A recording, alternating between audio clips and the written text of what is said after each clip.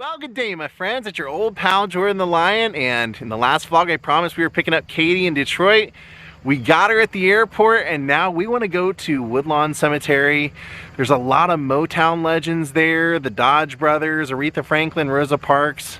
Days with Jordan the Lion and Katie. It begins right now in Detroit.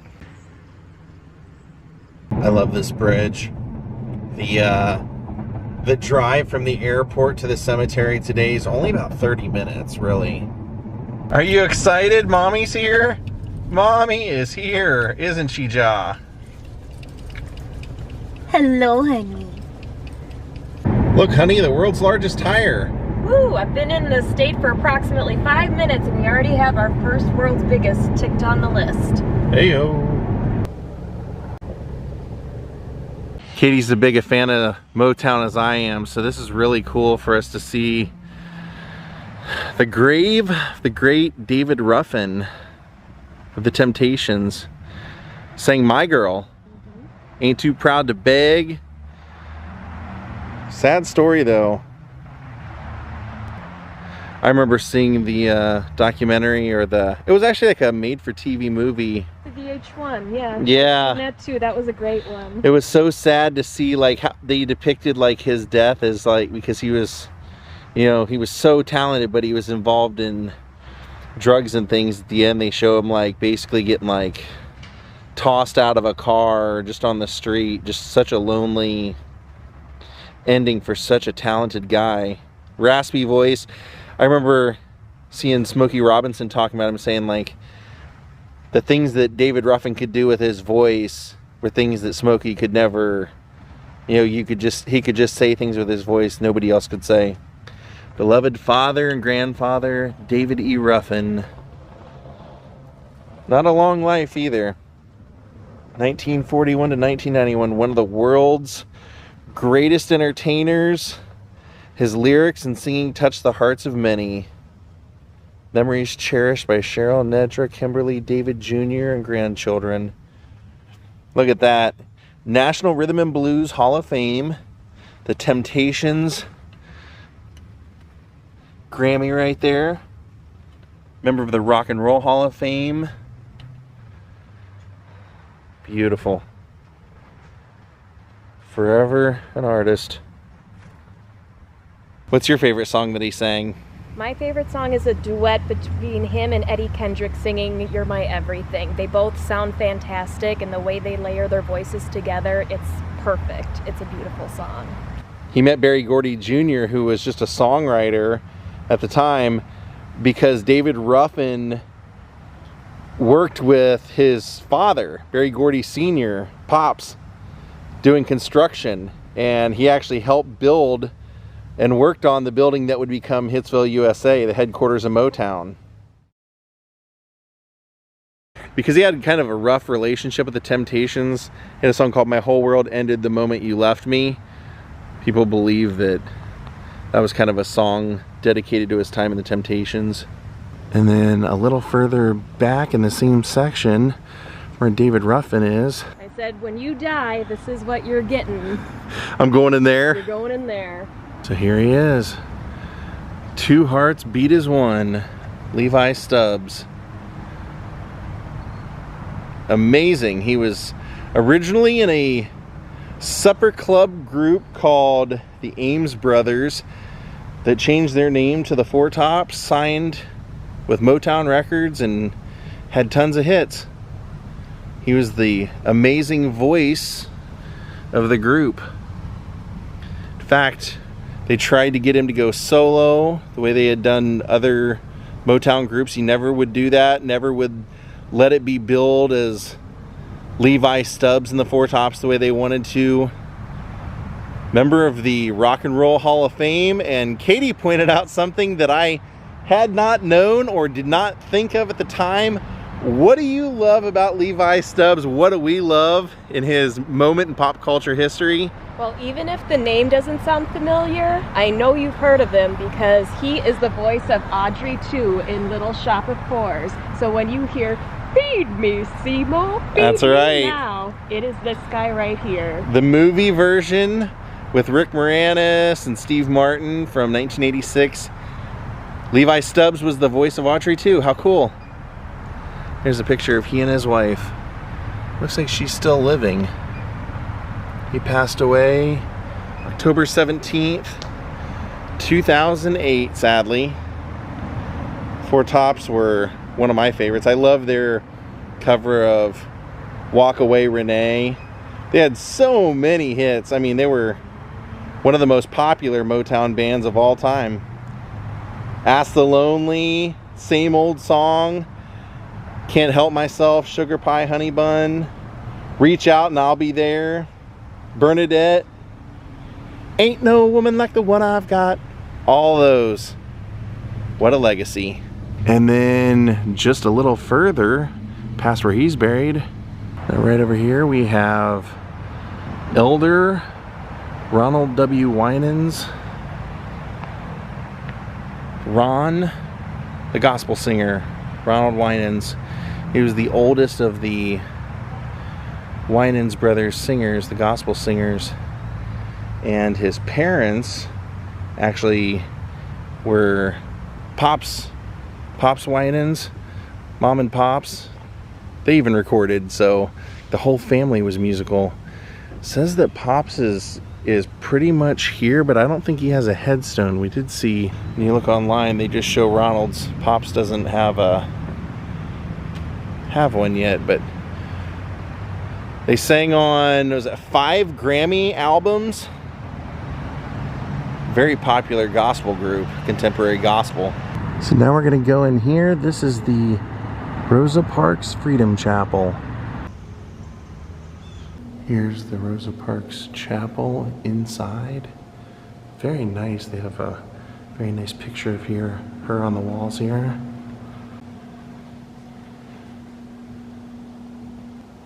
And then right over here,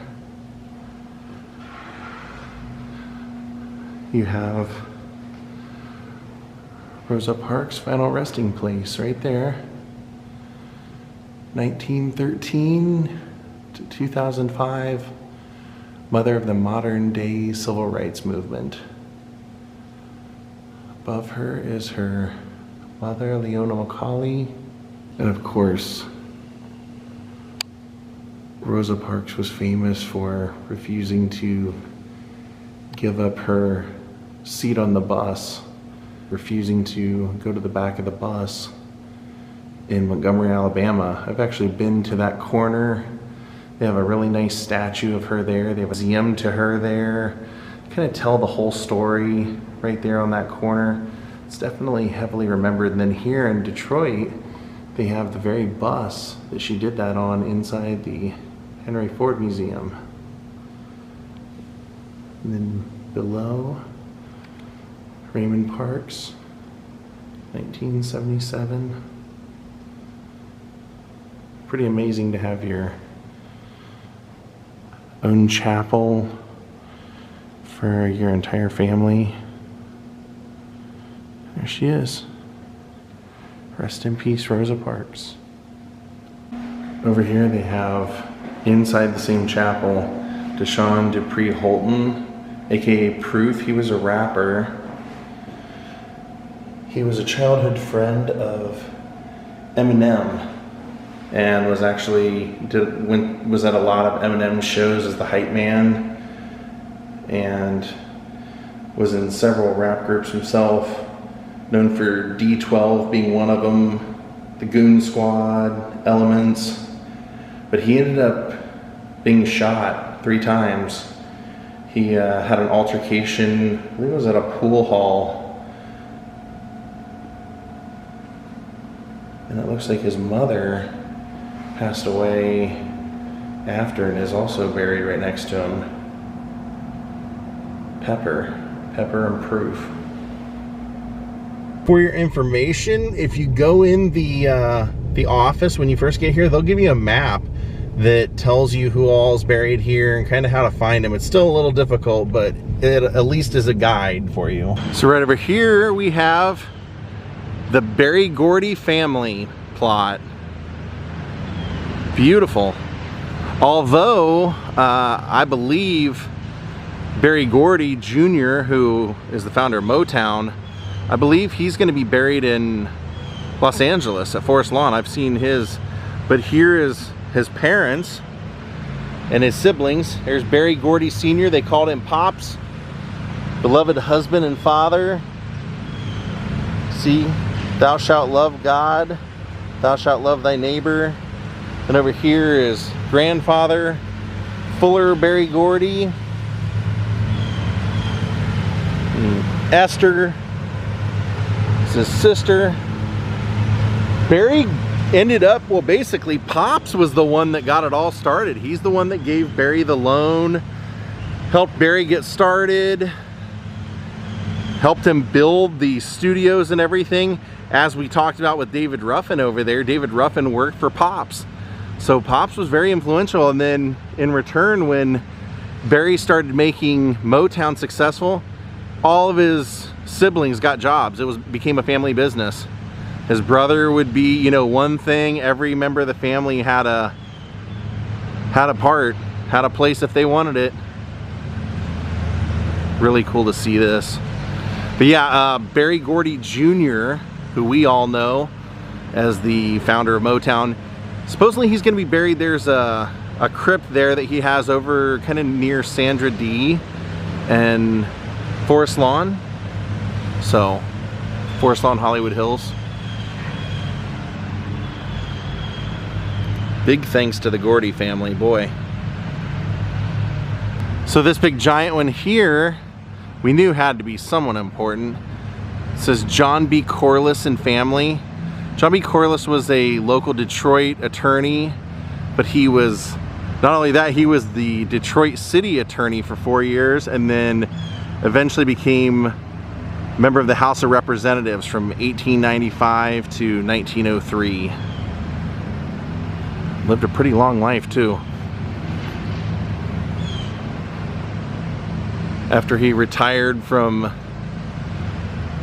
political life, he came back and practiced law, was an executive member of the Bar Association.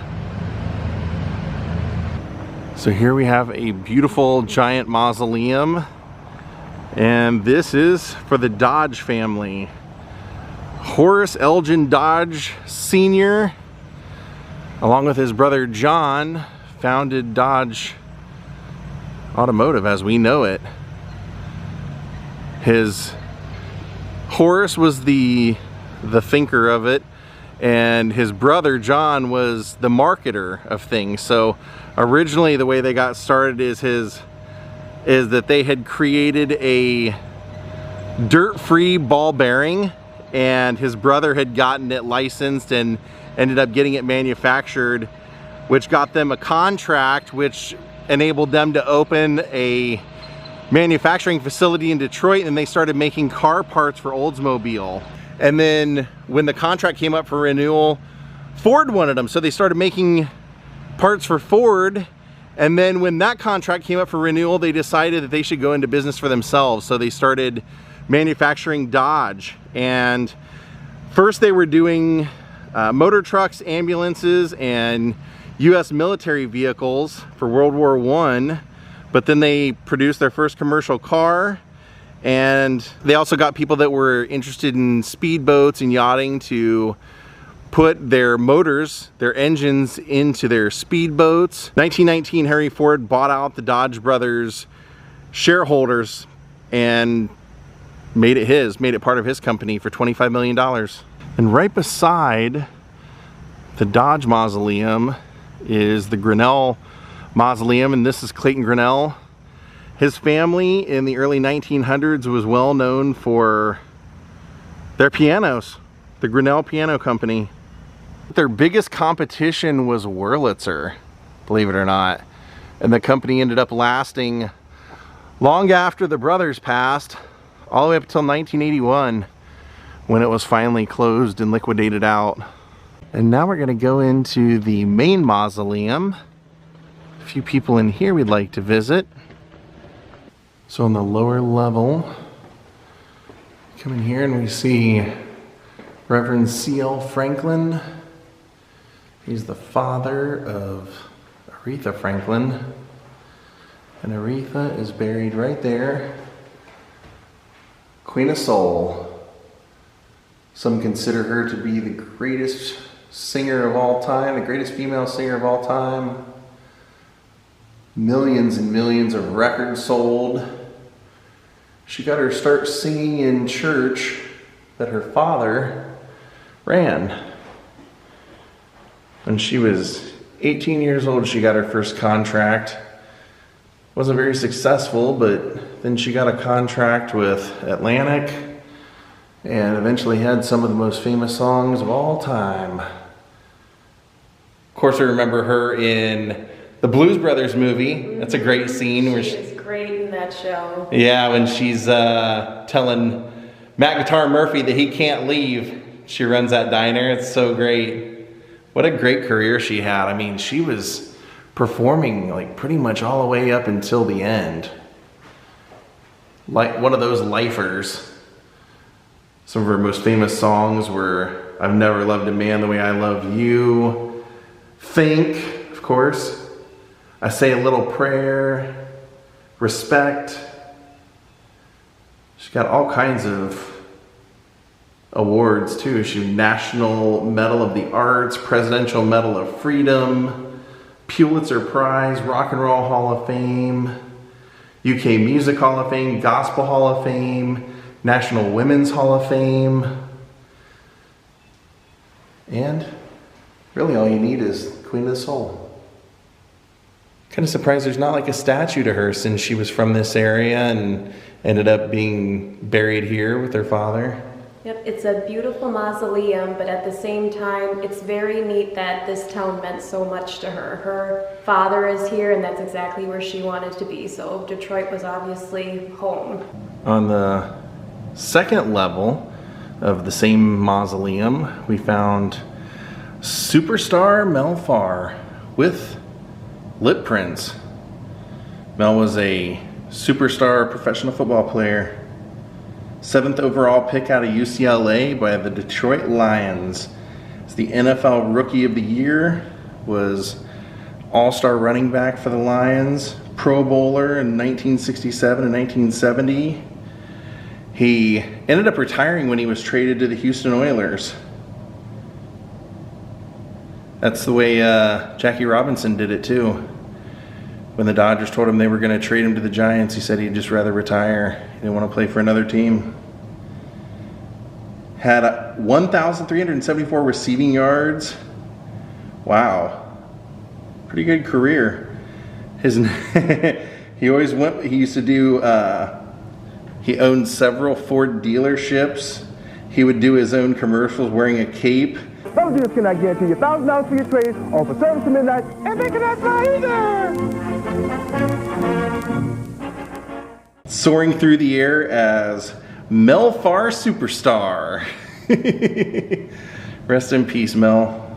And then actually right here where he's at, we noticed just a couple up, there's a Miller Farr Sr., that was his father. And Miller Farr Jr. is his brother. So, not too far from his family members. And there's an open couple of spots down here. So right outside the mausoleum, we noticed a few that said Ford, and this was actually Edsel Bryant Ford. Edsel Ford was who the Edsel was named after. He was the one and only son of Henry Ford and Clara Ford. And he was also the president of Ford Motor Company from 1919 until his death in 1943. Worked closely with his father as the sole heir to the business, but was keen to develop more exciting motor cars than the Model T. He founded the Mercury division, was responsible for the Lincoln Zephyr and Lincoln Continental, and he also introduced hydraulic brakes and greatly strengthened the overseas production. Apparently he ended up dying of stomach cancer, and Henry Ford then took over the operations again until Edsel's son, Henry Ford II, succeeded Henry as the Ford president in 1945. Now right next to Edsel and Eleanor, sorry I didn't mention Eleanor, but here we have William Clay Ford and Martha Firestone Ford. Many of you may know that Henry Ford and Mr. Firestone and Mr. Edison, they were all three family friends. They used to go on vacations, they used to live near each other, so not that surprising that the family members would end up getting married. But William Clay Ford was actually, he was on the board of Ford Motor Company, but probably what he's more known for is that he was the owner of the Detroit Lions in the NFL from 1964 until he died in 2014. And Martha is now the chairperson to this day, and she is still alive at 97 years old. How crazy is that? Poor guy never really got to see any really great years for the team. He got to see Barry Sanders, that's about it. The grandchild of Henry Ford and was the son of Edsel. So here, the third one on the end, this gray one, this is Benson Ford, and apparently he was the religious one out of the Ford family. He was originally named Edsel Ford Jr., but where his contribution, and the only reason I'm really mentioning him is because the thing that he did that I liked was that he helped introduce the Futura, which was the unique body style that they used to create the Batmobile eventually. Here we have the tomb of Alex Grossbeck, governor of the state of Michigan. It says right on there, from 1921 to 1927.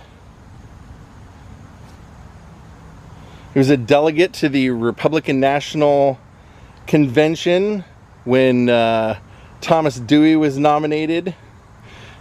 Yeah, that's probably not the best person to back, but he was also member of the Detroit Bar Association, Michigan Bar Association, and also Attorney General. Anytime you see one like this, you have to know it's going to be like a politician or someone of wealth, and this is Alfred Lucking. He was a member of the House of Representatives, but he was also the general counsel for Ford Motor Company and all of Henry Ford's interests.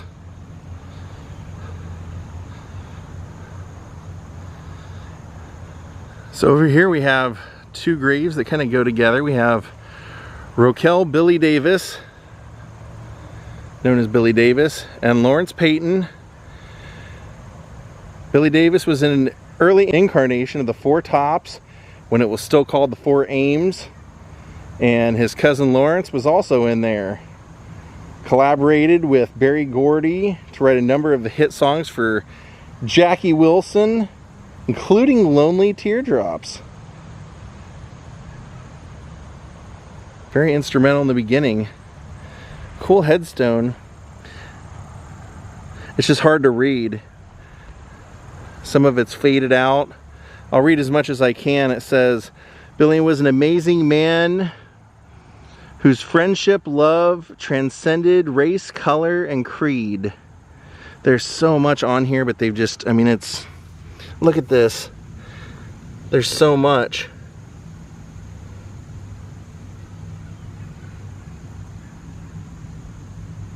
Good picture of him up here. See if I can get the light to work with us here.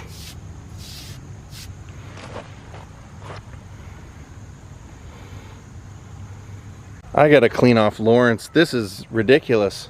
Look at all that. I think that's much better. Not perfect, but much better. 4 microphones. Says, Lawrence, one of the original Four Tops, with God's gift, was indeed creator of harmony, not only for the Four Tops, but for those who he loved and in which he believed.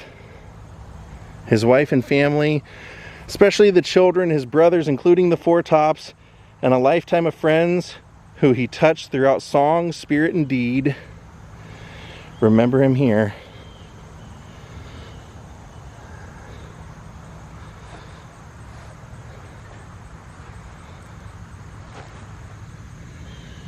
What a great group.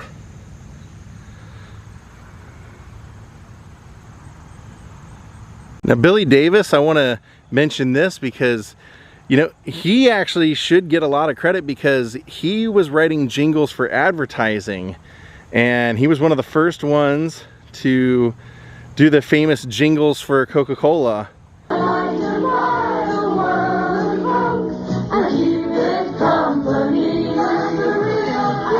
I'd like to teach the world to sing in perfect harmony. That was his in the 1971 Coca-Cola advertisement. He also did It's a Real Thing, Things Go Better with Coke.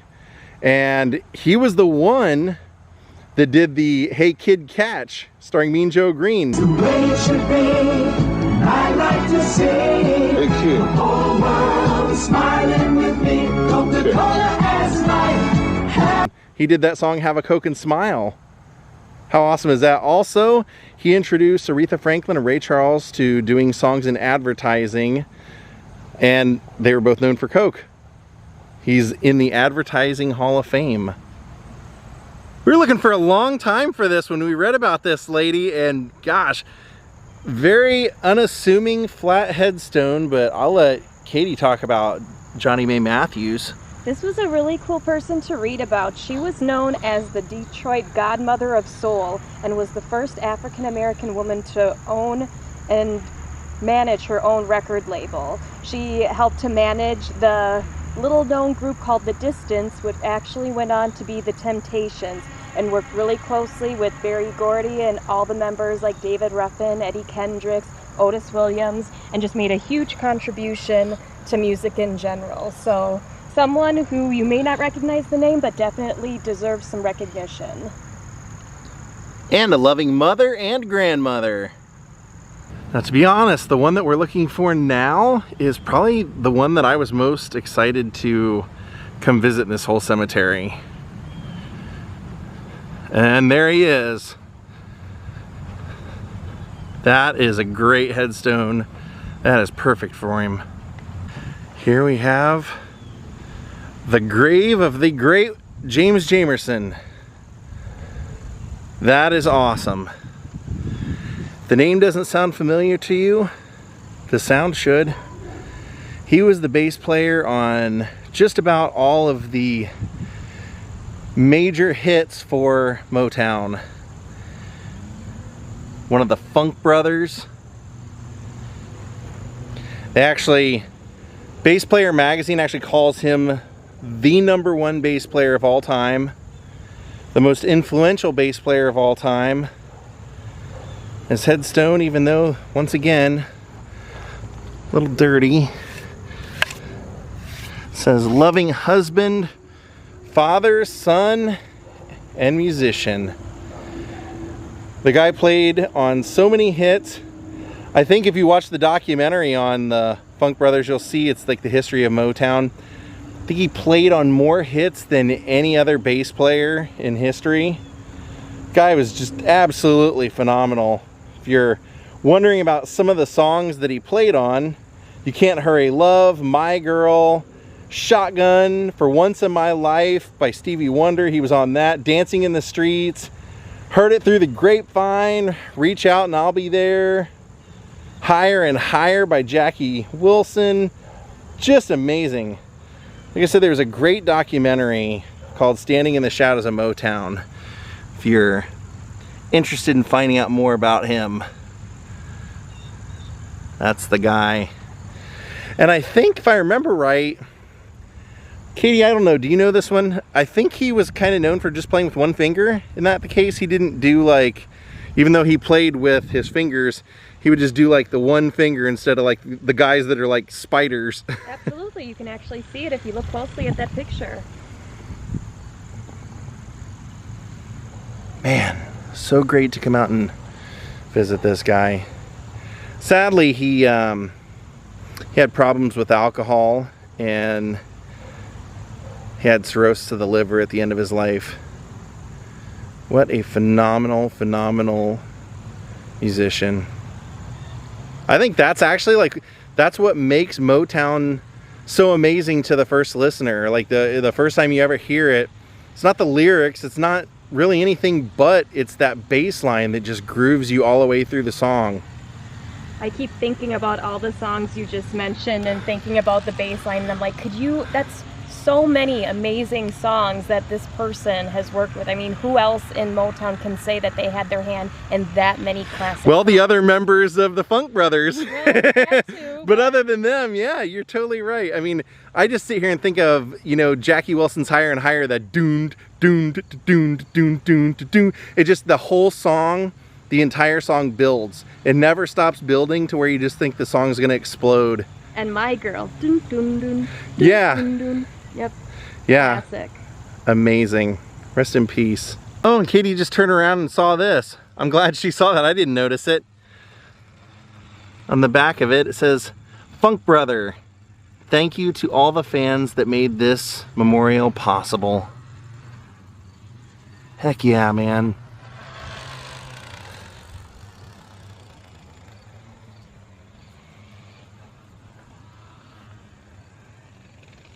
I guess I should have shown his original headstone that was put there, of course, like we just showed by the fans, but there you go.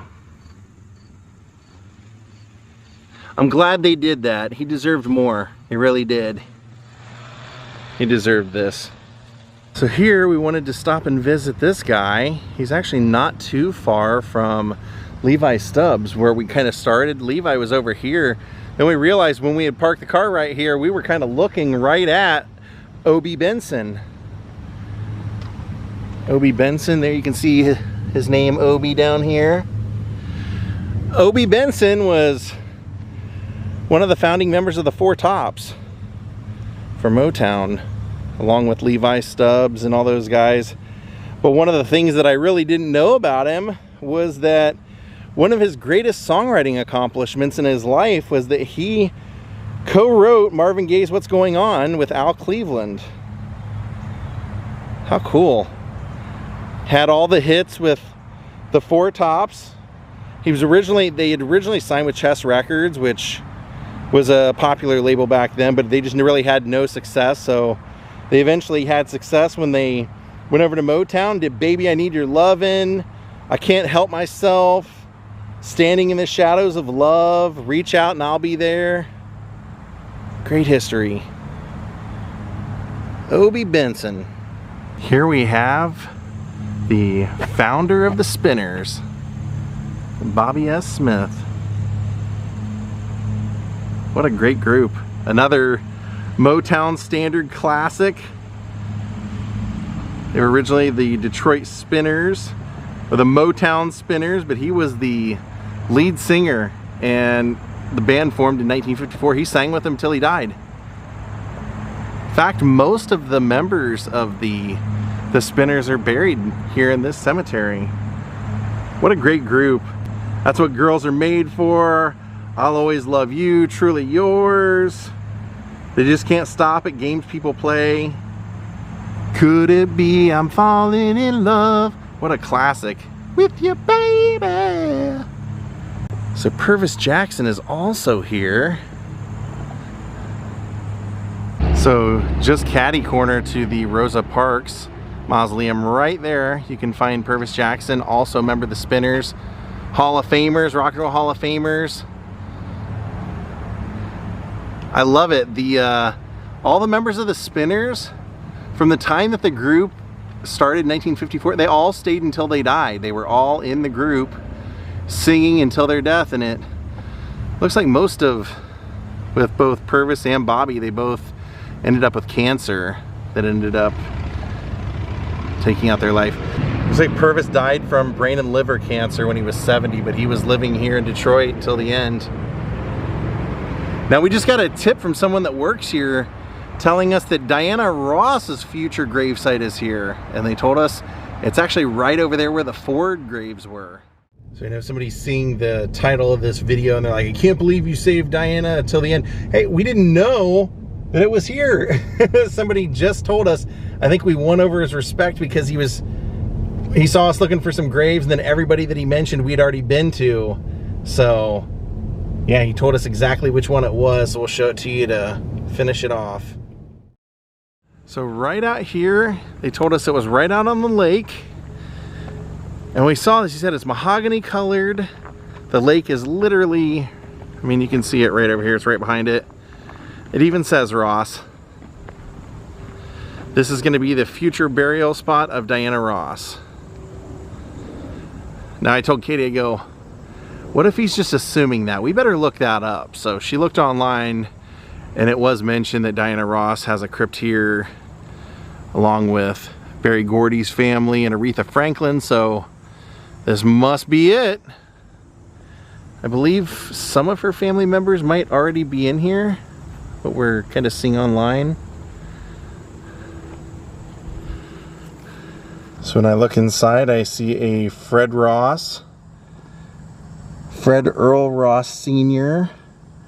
There is no one above yet.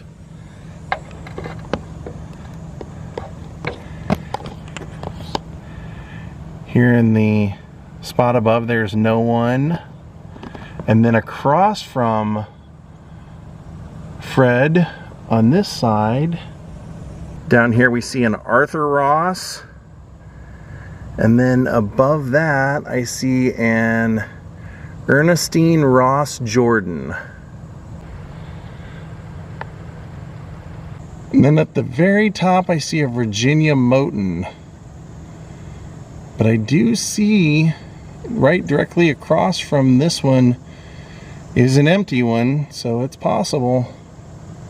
So yeah, I just looked it up, and Diana Ross's parents are in fact Fred Ross Sr. and Ernestine Moten. So here's how this lays out. You have this entire side is already full. Her father is in the center, and there's no one on the bottom or above. So Diana will be buried in one of those, it looks like. I hadn't heard of Arthur Ross before, but he was actually known as Arthur T. Boy Ross, and it was Diana's younger brother. He got his start writing songs for Motown and actually wrote I Want to Be Where You Are by the Jackson 5 and I Want You by Marvin Gaye. But I was really shocked to find out the way he passed away. He did have a solo career with Motown and everything, but he and his wife were found bound and gagged and killed in like a bad neighborhood of like a dilapidated house, like a foreclosed house that nobody was in, just an abandoned house. And they were there for weeks before anyone found them. They weren't reported missing by the family or anything. I was looking in the article when we were reading about the Ross family, and they call this Millionaire's Pond with all of the famous families around here. So from Diana's crypt, there's a little bridge right back here, and you can just take a look at the lake from either side. Oh wow, somebody's crypt out here, Anderson. And then the Fords are right over here. Well, my friends, I hope you enjoyed our day today. We saw a lot of final burial places of legends. Rosa Parks, Aretha Franklin, a lot of the talent from Motown, the unsung heroes of Motown, and we get to cap it off with a future grave of Diana Ross. Now I know somebody's gonna complain. They're gonna see the title like when I showed where Carol Burnett's gonna be buried, and they're gonna remind me about 800 times and about 800 comments, Jordan, she's not dead. Well, I'm here to tell you I know that. Have a great night and goodbye.